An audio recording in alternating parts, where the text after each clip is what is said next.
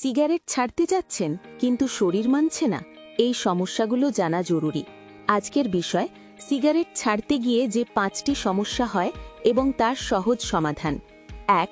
মাথা ব্যথা ও অস্থিরতা, কারণ নিকোটিনের অভাব। সমাধান: বেশি জল পান ও গভীর শ্বাস। 2. অতিরিক্ত খিদে, মেটাবলিজম বদলে যায়। ফল, বাদাম ও ফাইবারযুক্ত খাবার খান। 3.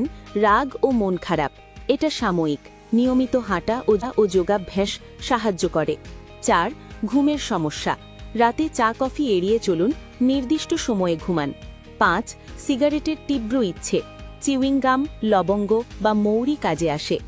এই সমস্যাগুলো সাময়িক, কিন্তু সিগারেট ছাড়ার লাভ আজীবনের।